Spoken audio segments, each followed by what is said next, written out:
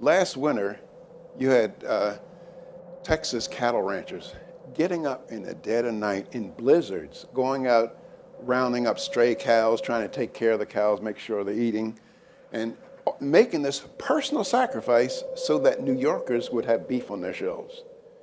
You have Idaho potato farmers getting up doing back-breaking work, sun beating down, and fingernails, dirt underneath their fingernails, bug bites, and making this personal sacrifice so that New Yorkers also have potatoes on the shelves. Now the question is, why are they doing that? Do you think it's because they love New Yorkers? They may hate New Yorkers. I'm not that wild about New Yorkers myself. They may hate New Yorkers, but they make sure that beef and potatoes gets New York every single day of the week. Why? Because they want more for themselves. And that's the great virtue of the free market system, is the way you get more for yourself is by serving your fellow man, making your fellow man happy. And that's what the free market is about.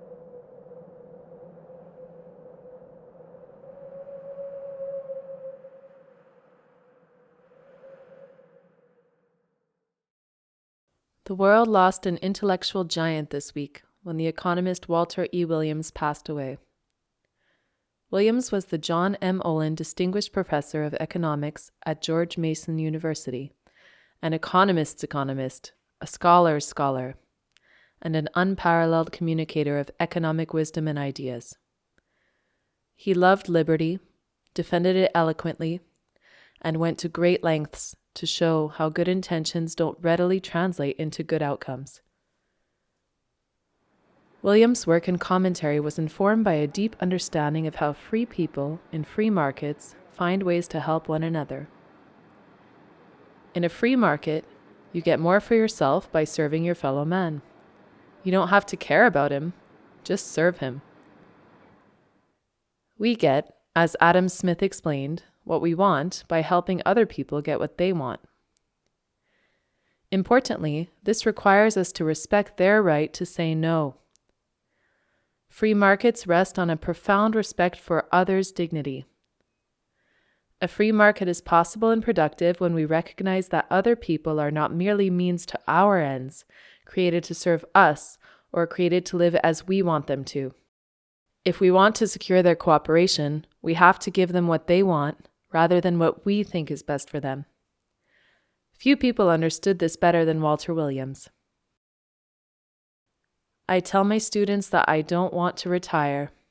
I basically want to die at my desk at the end of a long and fruitful life. Williams embodied that dream, and he was a scholar and an educator to the end. He taught his final class on Tuesday and passed away on Wednesday, the same day his final syndicated column appeared. In a touching tribute in the Wall Street Journal, his longtime colleague, Donald J. Boudreau, writes, "The economics profession boasts many excellent minds, but it has precious few with the ability and interest to do rigorous research and to engage the public with its results. Milton Friedman was such a scholar, as is Thomas Sowell.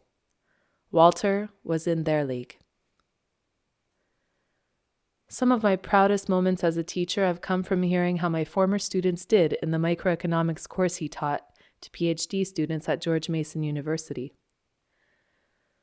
I knew they were in better hands than mine with Walter E. Williams, and I knew that if they were performing well in his course, it was because they really knew their stuff. His PBS video series, Good Intentions, was based on his 1982 book, The State Against Blacks, which is fortunately available on YouTube. The dates have changed, but the logic and the lessons have not. Williams was a towering intellect who made the economic way of thinking come alive to generations of undergraduates, graduate students, readers, and anyone who would listen. He suffered no fools, which incidentally appears as the title of his 2014 Free to Choose Network documentary on his life and work.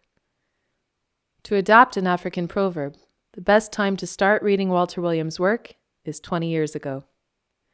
The second best time is right now.